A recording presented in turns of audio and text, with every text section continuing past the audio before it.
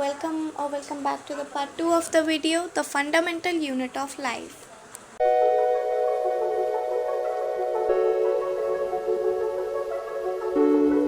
और last time मैंने आपको प्लाज्मोलिसिस के बारे में पढ़ाया था एंड अब कुछ एग्जाम्पल देख लेते हैं डिफ्यूज़न और ऑस्मोसिस के। पहला तो एक डी शेल्ड एग, जो कि आपकी बुक में भी एग्जाम्पल दिया होगा। तो ये जो डी शेल्ड एग है, अगर आप उसको प्योर वाटर में डालोगे तो ये ना स्वेल अप हो जाएगा, ठीक है, स्वेल हो जाएगा। बट अगर आप उसे एक कॉन्सेंट्रेटेड सॉल्ट सॉल्यूशन में डालोगे तो फिर ना ये श्रिंक हो जाएगा, ठीक है। ऐसा क्यों हुआ? बिकॉज सॉल्ट सॉल्यूशन है वो एक हाइपरटोनिक सॉल्यूशन है और जो हमारा प्योर वाटर सॉल्यूशन है वो हमारा एक हाइपोटोनिक सॉल्यूशन है, राइट। तो यहीं पे और कुछ एग्जांपल जैसे कि ड्राइड रेसिन्स के, एप्रिकॉट्स के। एक बहुत इंपॉर्टेंट पॉइंट है कि osmosis is important in plant roots, ठीक है। प्लांट के जो रूट्स होते हैं, देखो ये पानी अब्जॉर्ब करते हैं, मिनरल्स को अब्जॉर्ब करते हैं, राइट। सो उनमें ऑस्मोसिस का प्रोसेस बहुत ही क्रूशियल और इम्पॉर्टेंट होता है ताकि वो वाटर को अब्जॉर्ब कर पाएँ। ये यूनिसेलुलर फ्रेश वाटर ऑर्गेनिजम्स के लिए भी इम्पॉर्टेंट होता है।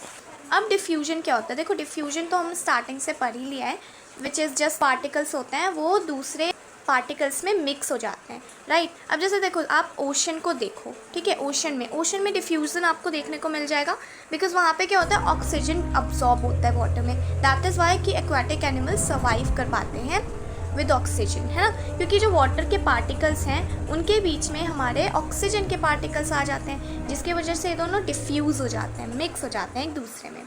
देन जो प्लाज्मा मेम्ब्रेन है वो लिपिड्स और प्रोटीन्स से बना होता है और ये कुछ सब्सटेंसेस को एंटर करने देता है एंड एग्जिट करने देता है, मतलब हर तरीके के सब्सटेंसेस में नहीं आ सकते। एंड सेल वॉल के बारे में तो हमने पढ़ ही लिया था कि ये सेल्यूलोज से बना होता है and it provides support and rigidity to the cell, ठीक है। और सेल वॉल के फंक्शन के बारे में हमने डिटेल में डिस्कस किया था। Now here is a quick question for you, what is the function of the plasma membrane in a cell?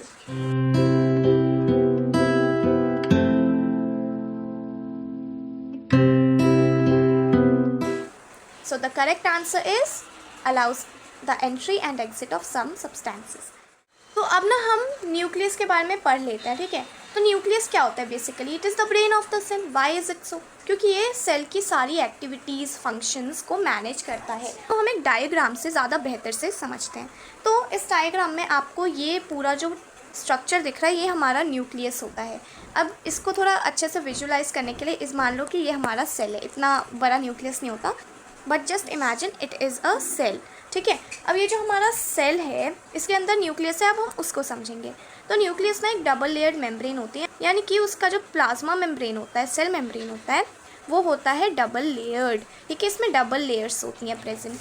Now इनको हम न्यूक्लियर मेम्ब्रेन भी बोलते हैं एंड न्यूक्लियर एनवेलप भी बोलते हैं, ठीक है। तो जो न्यूक्लियस का सेल मेम्ब्रेन होता है उसे हम सेल मेम्ब्रेन नहीं बोलते, उसको हम न्यूक्लियर मेम्ब्रेन या न्यूक्लियर एनवेलप बोलते हैं। अब आपको यहाँ पे कुछ स्पेसेस और गैप्स दिख रहे होंगे या फिर कह लो पोर्स दिख रहे होंगे। इन पोर्स को हम बोलते हैं न्यूक्लियर पोर्स। अब ये यहाँ इसलिए होते हैं because it allows the movement of substances from the cytoplasm to the nucleoplasm. अब न्यूक्लियोप्लाज्म क्या होता है वो तो नाम से पता चल रहा है। जो न्यूक्लियस के अंदर जेली लाइक सब्सटेंस होता है, फ्लूइड होता है प्रेजेंट, उसे हम न्यूक्लियोप्लाज्म कहते हैं। अब देखो ये सेल था हमारा, तो इसमें तो साइटोप्लाज्म प्रेजेंट है, ठीक है। साइटोप्लाज्म में ना कुछ सब्सटेंसेस को न्यूक्लियस के अंदर जाना होता है और कुछ सब्सटेंसेस को न्यूक्लियस से बाहर आना होता है। तो जो हमारे न्यूक्लियोप्लाज्म है वो इसी मूवमेंट में हेल्प करता है। देन हमारा आता है न्यूक्लियोलस। ये ना न्यूक्लियस का भी न्यूक्लियस होता है, मतलब it is the centre point of the nucleus. Now you see कि क्रोमैटिन क्या होता है। क्रोमैटिन के बारे में हम अभी पढ़ेंगे एंड RER यानी कि रफ एंडोप्लाज्मिक रेटिकुलम क्या होता है उसके बारे में भी हम बाद में पढ़ेंगे। चलो पहले हम क्रोमोसोम्स को डिस्कस करते हैं, देन हम क्रोमैटिन को डिस्कस करेंगे। तो देखो जो क्रोमोसोम्स और DNA होते हैं वो कहाँ प्रेजेंट होते हैं? हमारे न्यूक्लियस में। अब जो हमारा क्रोमोसोम होता है ना वो बना होता है DNA एंड प्रोटीन से मिलकर, ठीक है। और इसी में सारी जेनेटिक इन्फॉर्मेशन होती है। क्रोमोसोम्स बेसिकली क्या होते हैं? जेनेटिक इन्फॉर्मेशन कैरी करने वाले, राइट। नाउ ये क्रोमोसोम्स होते क्या? आपने अपनी 8th क्लास में भी पढ़ा होगा प्रीवियस चैप्टर्स में कि ह्यूमन बींग्स में 23 पेयर्स ऑफ क्रोमोसोम्स होते हैं, यानी कि 46 क्रोमोसोम्स होते हैं, ठीक है। और जो लास्ट का पेयर होता है, यानी कि जो लास्ट के 2 क्रोमोसोम्स होते हैं वो मेल एंड फीमेल में डिफरेंट होते हैं। अब ये जो DNA है ना यही क्रोमोसोम के स्ट्रक्चर और फंक्शंस को ऑर्गेनाइज रखता है मतलब अल्टीमेटली यही डीएनए बताता है कि ये क्रोमोसोम का स्ट्रक्चर कैसा बनेगा। देखो क्रोमोसोम्स ऐसे बन जाते हैं because of the DNA and proteins present in them. ना ये क्रोमैटिन क्या होता है? देखो जब सेल डिवाइड नहीं होता है यानी कि सेल डिवीजन नहीं हो रहा होता है तो हमारा जो डीएनए होता है ना वो धागे की तरह फैला हुआ होता है न्यूक्लियस में।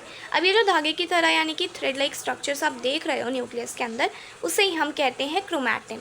बट आपको पता है जैसे ही सेल डिवीजन हो जाता है तो ये क्रोमैटिन एक विजिबल क्रोमोसोम्स बन जाते हैं। ठीक है, यहाँ पे आपको ये धागे वाले स्ट्रक्चर्स दिख रहे होंगे जो फैले हैं, राइट, इन्हीं को हम बोलते हैं क्रोमैटिन। अब यहाँ पे एक टर्म है सेल्यूलर रिप्रोडक्शन। अब देखो सेल्यूलर यानी कि सेल के स्केल पे हो रहा है वो काम, राइट, मतलब सेल से रिलेटेड है। देन रिप्रोडक्शन मतलब क्या होता है? प्रोड्यूसिंग द ऑफस्प्रिंग और प्रोड्यूसिंग द सेम काइंड। तो यहाँ पे क्या है ना, सेल्यूलर रिप्रोडक्शन का मतलब ये है कि सेल डिवीजन होता है, which means cellular reproduction means cell division. अब न्यूक्लियस इस सेल डिवीजन में बहुत इंपॉर्टेंट रोल प्ले करता है क्योंकि वही सेल की डेवलपमेंट और एक्टिविटीज़, केमिकल एक्टिविटीज़ को मैनेज रखता है। अब हम दो टाइप के इंपॉर्टेंट ऑर्गेनिजम्स के बारे में समझेंगे, हमारे प्रोकारियोटिक एंड यूकारियोटिक सेल्स। ठीक है, तो देखो जो हमारे प्रोकारियोटिक सेल से बने हुए ऑर्गेनिजम्स होते हैं उन्हें हम बोलते हैं प्रोकारियोट्स, और जो हमारे यूकारियोटिक सेल से बने ऑर्गेनिजम्स होते हैं उन्हें बोलते हैं यूकारियोट्स। ठीक है, बस ये आई टी हटा दो और लास्ट में ES लगा दो, दैट्स इट। तो पहले हम पढ़ेंगे कि प्रोकारियोटिक सेल्स क्या होते हैं। देखो ये जो प्रोकारियोट्स होते हैं यानी कि ऑर्गेनिजम्स की बात कर रहे हैं, ठीक है, इनमें प्रोकारियोटिक सेल्स प्रेजेंट होते हैं और इनके जो सेल होते हैं ना, इन सेल में कोई भी न्यूक्लियर मेम्ब्रेन प्रेजेंट नहीं होता इनके सेल्स में, यानी कि आपको कोई भी डिफाइंड मेम्ब्रेन इनकी सेल्स में देखने को नहीं मिलेगा। टिपिकली जो प्रोकारियोटिक सेल्स होते हैं वो बहुत स्मॉल होते हैं, 1 से लेके 10 माइक्रोमीटर्स इन साइज़ होते हैं। ठीक है, इनमें ना एक रीजन होता है जो कि होता है न्यूक्लियोइड रीजन। ये एक ऐसा एरिया होता है या फिर एक ऐसा रीजन होता है जहाँ पे सिर्फ आपको न्यूक्लिक एसिड्स देखने मिलेंगे और यहाँ पे भी कोई मेम्ब्रेन नहीं होती है। ठीक है, और यहाँ पे बस एक हमारा प्रेजेंट होता है cell organelle, that is the ribosomes. Ribosomes ही प्रेजेंट होते हैं हमारे प्रोकारियोटिक सेल्स में। हालांकि ये दोनों में होते हैं but ribosomes are the only cell organelles that are present inside the prokaryotes. ठीक है, और द प्रोकारियोटिक सेल्स इनमें होता है एक सिंगल क्रोमोसोम्स जो कि न्यूक्लिक एसिड से बना होता है एंड एज आई डिस्कस्ड इसमें कोई मेम्ब्रेन बाउंड ऑर्गेनेलीज नहीं होती। Now let's come to eukaryotic cells. जो यूकारियोट्स होते हैं ये ऐसे ऑर्गेनिजम्स होते हैं जिनकी सेल में आपको न्यूक्लियर मेम्ब्रेन देखने के लिए मिल जाएगा, मतलब इनकी जो सेल ऑर्गेनेलीज है वो वेल डिफाइंड होती हैं, अनडिफाइंड नहीं होती हैं प्रोकारियोटिक सेल्स की तरह। नाउ ये जो यूकारियोटिक सेल्स होते हैं वो लार्ज इन साइज़ होते हैं, लार्जर मतलब हम कंपेयर कर रहे हैं किससे? प्रोकारियोटिक सेल से। तो इनका जो साइज़ होता है वो प्रोकारियोटिक सेल से ज़्यादा बड़ा होता है। ठीक है, विच इज़ 5 to 100 माइक्रोमीटर्स। अब इनमें तो डिफाइंड न्यूक्लियर मेम्ब्रेन होता है और इनमें मल्टीपल क्रोमोसोम्स होते हैं, सिर्फ एक नहीं मल्टीपल क्रोमोसोम्स होते हैं। जैसे कि प्रोकारियोट्स में सिर्फ एक होता है, इनमें मल्टीपल क्रोमोसोम्स होते हैं। अब ये जो यूकारियोटिक सेल्स हैं इनमें कॉम्प्लेक्स ऑर्गेनेलीज होते हैं, ठीक है, जो कि स्पेसिफिक फंक्शंस को परफॉर्म करते हैं। अब जैसे कि देखो हम ह्यूमंस जो है ना, हम हैं यूकारियोट्स क्योंकि हमारे जो सेल्स होते हैं वो कॉम्प्लेक्स होते हैं, डिफाइंड होते हैं। बट अगर आप किसी बैक्टीरिया का एग्जांपल लो, किसी ऐसे बैक्टीरिया का जिसमें कोई भी डिफाइंड मेम्ब्रेन बाउंड ऑर्गेनेल नहीं होता है, तो bacterias are example of prokaryotes and human beings are example of eukaryotes. तो प्रोकारियोटिक सेल्स का साइज़ होता है 1 से लेके 10 माइक्रोमीटर्स का, वेराज यूकारियोटिक सेल्स का होता है 5 to 100 न्यूरोमीटर्स। अब इनमें जो न्यूक्लियर रीजन होता है वो नॉट वेल डिफाइंड होता है, जिसे हम न्यूक्लियोइड बोलते हैं, यानी कि न्यूक्लियोइड एक ऐसा रीजन होता है जहाँ पे सिर्फ न्यूक्लिक एसिड्स देखने मिलेंगे आपको। एंड देन यूकारियोटिक सेल्स में हमारा न्यूक्लियर रीजन वेल डिफाइंड होता है और न्यूक्लियर मेम्ब्रेन से बाउंड भी होता है। ना इनमें एक सिंगल क्रोमोसोम होता है बट इनमें मोर देन 1 यानी कि मल्टीपल क्रोमोसोम्स होते हैं। लास्ट डिफरेंस है प्रोकारियोटिक एंड यूकारियोटिक सेल्स में, वो है कि प्रोकारियोटिक सेल में मेम्ब्रेन बाउंड ऑर्गेनेलीज नहीं होते, सेल ऑर्गेनेलीज नहीं होते, वेल डिफाइंड नहीं होते। ठीक है, बट यूकारियोटिक सेल्स में आपने सही पहचाना, उनमें मेम्ब्रेन बाउंड ऑर्गेनेलीज होते हैं जैसे कि माइटोकॉन्ड्रिया, प्लास्टिड्स एक्सेट्रा। अब आप सोच रहे होंगे माइटोकॉन्ड्रिया, राइबोसोम्स क्या हैं? ये बेसिकली सेल ऑर्गेनेलीज होते हैं जिनके बारे में हम पढ़ेंगे। बट बिफोर दैट हम फंक्शंस ऑफ द क्रोमोसोम के बारे में समझ लेते हैं। देखो जैसा कि हमने पढ़ा कि क्रोमोसोम क्या जेनेटिक इन्फॉर्मेशन कैरी करता है for passing traits. Passing traits मतलब कि करेक्टरिस्टिक्स को पास करने के लिए, मतलब पेरेंट्स के करेक्टरिस्टिक्स को पास करने के लिए टू द चाइल्ड, ठीक है, to the offspring through DNA. DNA का फुल फॉर्म होता है deoxyribonucleic acid.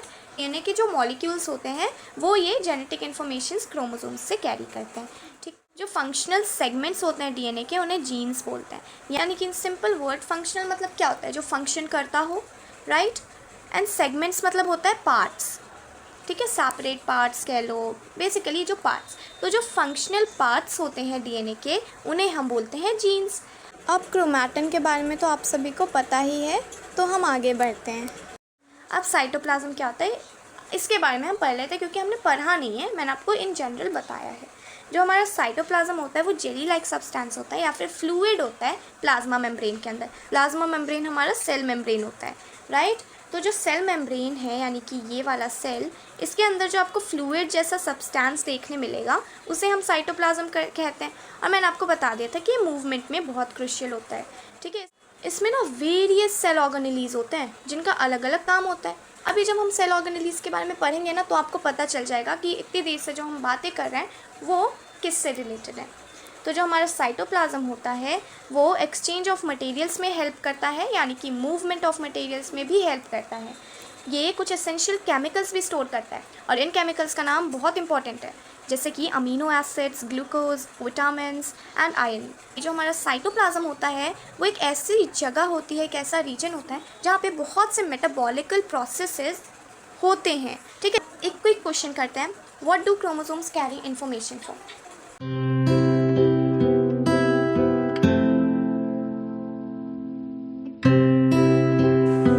Correct answer is passing trait. तो हमारे जो सेल ऑर्गेनेलीज होते हैं या फिर ऑर्गेनेलीज होते हैं वो ऐसे स्पेशलाइज्ड स्ट्रक्चर्स होते हैं जिनका स्पेसिफिक फंक्शन होता है।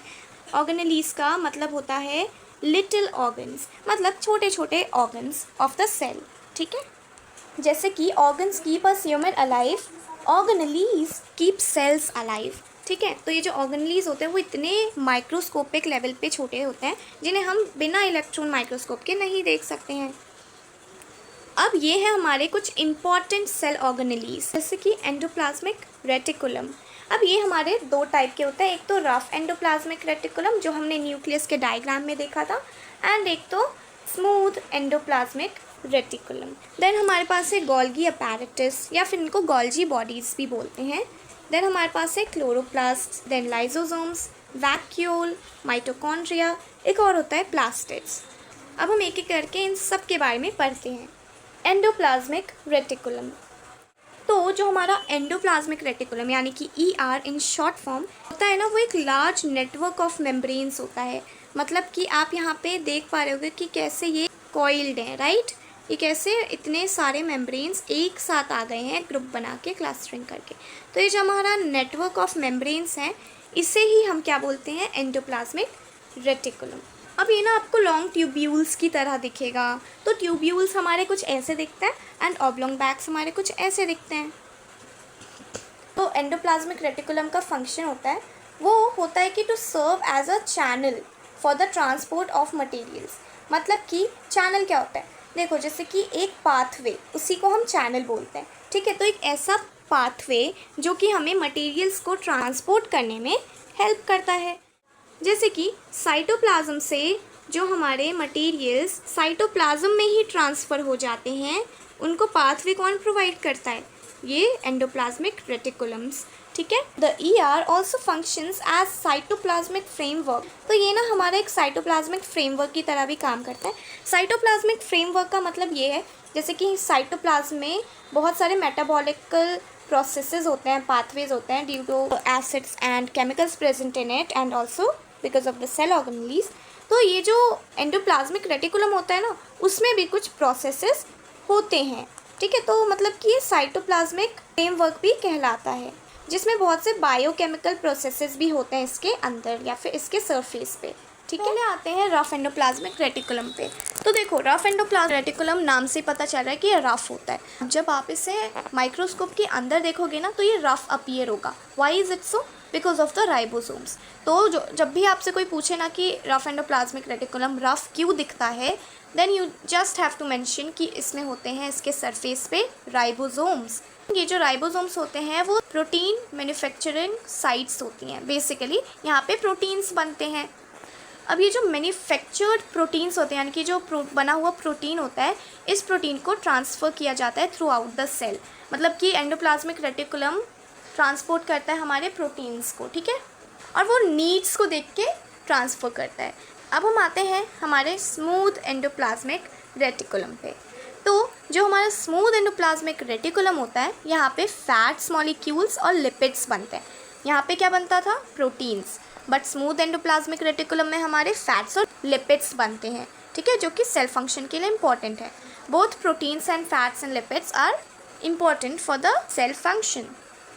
Then second most important point is कि इनमें कुछ ऐसे प्रोटीन्स और लिपिड्स होते हैं जो कि सेल मेम्ब्रेन बनाते हैं। हमने क्या देखा था? जो हमारा प्लाज्मा मेम्ब्रेन होता है वो लिपिड्स और प्रोटीन से बना होता है। तो स्मूथ एंडोप्लाज्मिक रेटिकुलम कुछ ऐसे प्रोटीन्स और लिपिड्स को बनाता है जो हमारे देन सेल मेम्ब्रेन में कॉन्स्टिट्यूएंट की तरह काम करते हैं।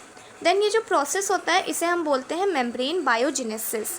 मतलब कि ये जो प्रोटीन्स और लिपिड्स सेल मेम्ब्रेन को बिल्ड करने में जो हेल्प कर रही हैं, इस प्रोसेस को हम बोलते हैं membrane biogenesis. And now one more important point is कि कुछ ऐसे प्रोटीन्स और लिपिड्स होते हैं जो कि एंजाइम हार्मोन्स की तरह काम करते हैं। अब देखो, जो एंजाइम्स होते हैं इनका आप बहुत सिंपल से सिंपल वे में समझ लो अभी के लिए कि these are just some chemicals, not exactly chemicals but these are chemicals. You can say chemicals are a synonym for these. And जो हार्मोन्स होते हैं वो हमारे केमिकल मैसेंजर्स होते हैं। तो आई होप आपको डिफरेंसेस क्लियर हो गए होंगे। और एक और मेन इम्पॉर्टेंट पॉइंट ये है कि राइबोसोम्स एब्सेंट होते हैं हमारे स्मूथ एंडोप्लाज्मिक रेटिकुलम में। अब हम पढ़ेंगे अबाउट गोल्गी अपैरेटस या फिर गोल्गी बॉडीज़। इसे गोल्जी भी बोल सकते हो, गोल्गी भी बोल सकते हो। नाउ गोल्गी अपैरेटस, इनमें ना बहुत एक इम्पॉर्टेंट पॉइंट होता है, दैट इज़ द सिस्टर्न्स। ये सिस्टर्न्स क्या होते हैं अभी हम पढ़ेंगे, बट आप इनका नाम अच्छे से याद रखना बिकॉज ये एग्ज़ाम पॉइंट ऑफ व्यू से बहुत इंपॉर्टेंट है। नाउ जो हमारा गोल्गी अपैरेटस होता है उसके बारे में जानते हैं। तो जो हमारा गोल्गी अपैरेटस होता है उसको फर्स्ट डिस्क्राइब किया था कैमिलो गोल्गी ने। ये बेसिकली एक नेटवर्क होता है मेम्ब्रेन बाउंड वेसिकल्स का, ठीक है, जो कि एक दूसरे के पैरेलल अरेंज होते हैं। देखो पैरेलल ही तो अरेंज है। अब ये जो इन लोगों ने स्टैक बनाया, यानी कि इन लोगों ने जो ग्रुप बना दिया है, इस ग्रुप को हम बोलते हैं सिस्टर्न्स। एंड देन एक सिंगुलर की हम जब बात कर रहे हैं तो इनको हम वेसिकल्स बोलते हैं। Vesicles are just flattened sacs, flattened storing bags and nothing else, ठीक है। हमने अभी अभी एंडोप्लाज्मिक रेटिकुलम के बारे में पढ़ा, राइट। तो एंडोप्लाज्मिक रेटिकुलम के पास जो मटेरियल सिंथेसाइज्ड हो रहा है यानी कि बन रहा है, वो पैकेज किया जाता है और डिस्पैच किया जाता है। मतलब जैसे होम डिलीवरी होती है तो जब एक सिस्टमैटिक वे में होता है, राइट। आप ऑर्डर करते हो, वहाँ पे वो लोग पैकेजिंग करते हैं, डिस्पैच करते हैं, देन वो आपको डिलीवर करते हैं। जस्ट लाइक दिस यहाँ पे एंडोप्लाज्मिक रेटिकुलम बनाता है हमारा प्रोटीन्स, लिपिड्स एंड ऑल को। देन वो सिंथेसाइज्ड प्रोटीन या फिर सब्सटेंस गोल्जी अपैरेटस के पास आता है। देन गोल्जी अपैरेटस उसकी पैकेजिंग करता है एंड उसको डिस्पैच कर देता है ताकि सेल ऑर्गेनेलीज तक वो पहुंच सके मटेरियल। गोल्गी अपैरेटस का फंक्शन क्या होता है वो भी एक बार अच्छे से समझ लेते हैं। गोल्गी अपैरेटस का फंक्शन बहुत ही इंपॉर्टेंट है। तो देखो, गोल्गी अपैरेटस स्टोरेज में हेल्प करता है एंड मॉडिफिकेशन और पैकेजिंग करता है प्रोडक्ट्स की, ठीक है, यानी कि मटेरियल्स की, सब्सटेंसेस की, वेसिकल्स में। ये आपको जो ये कलर्ड पार्ट दिख रहे हैं यही हमारे वेसिकल्स हैं और इनमें यहाँ पे क्या हो रहा है, हमारा पैकेजिंग, स्टोरेज एंड मॉडिफिकेशन हो रहा है ऑफ द सब्सटेंसेस। तो कुछ रेयर केसेस में ना सिंपल शुगर से कॉम्प्लेक्स शुगर्स भी बना देता है गोल्गी अपैरेटस, यानी कि वो सिंपल सब्सटेंस को कॉम्प्लेक्स सब्सटेंस में भी बदल सकता है, ठीक है। एंड जो हमने लाइसोसोम्स के बारे में अभी पढ़ा नहीं है, बट जो नाम आपने सुना था स्टार्टिंग में when we were starting the cell organelle वाला टॉपिक, तो ये जो लाइसोसोम्स है ना गोल्गी अपैरेटस की वजह से फॉर्म होते हैं। अगर गोल्गी अपैरेटस नहीं होगा तो लाइसोसोम्स भी नहीं बनेंगे। अब लाइसोसोम्स के बारे में पढ़ ही लेते हैं।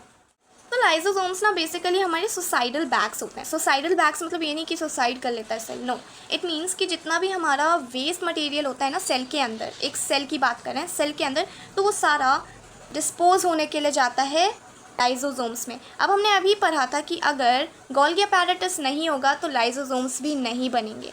तो लाइसोसोम्स बनने के लिए गोल्गी अपैरेटस का होना बहुत इंपॉर्टेंट है ना। ये जो लाइसोसोम्स होते हैं यहाँ पे ऑफ कोर्स सारा वेस्ट मटेरियल जाके डिस्पोज हो जाता है।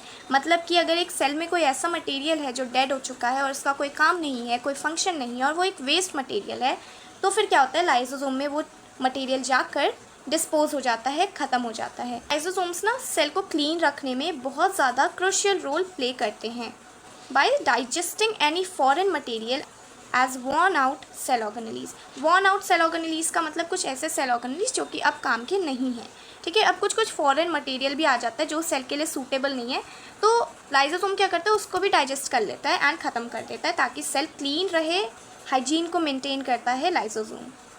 लाइसोसोम ना इन फॉरेन मटेरियल्स को स्मॉल पीसेस में ब्रेक डाउन कर देता है। नाउ लेट्स सी इसका फंक्शन क्या होता है। Again this is also important. अब देखो लाइसोसोम्स के बारे में हमने पढ़ लिया कि वो डिस्पोज करते हैं, डिस्पैच करते हैं foreign materials and waste material को, बट वो ऐसा इसलिए कर पाते हैं क्योंकि उनमें पावरफुल डाइजेस्टिव एंजाइम्स होते हैं या फिर एसिड्स, केमिकल्स होते हैं जो कि ऑर्गेनिक मटेरियल को ब्रेक डाउन करने में केपेबल होते हैं, यानी कि वो कर सकते हैं, एबिलिटी है उनके पास ये करने की। देखो कुछ ऐसी कंडीशंस होती हैं जिन्हें हम बोलते हैं एबनॉर्मल कंडीशंस, यानी कि बिल्कुल भी नॉर्मल नहीं है, right, it is something very strange. तो जब एबनॉर्मल कंडीशंस हो रही होती हैं और सेल डैमेज हो जाता है ना, तो लाइसोसोम क्या चालाकी वाली चाल चलते हैं कि वो ना बर्स्ट हो जाते हैं और जो उनमें एंजाइम होता है वो थ्रू आउट द सेल फैल जाता है, जिसकी वजह से वो एबनॉर्मल सेल भी ख़त्म हो जाता है और पूरा हमारा जो सिस्टम होता है वो क्लीन एंड हेल्दी रहता है। इसलिए हम इनको बोलते हैं suicide bags of the cell. Next part में हम माइटोकॉन्ड्रिया डिस्कस करेंगे। अभी के लिए बस इतना, बाकी का पढ़ते हैं नेक्स्ट पार्ट में।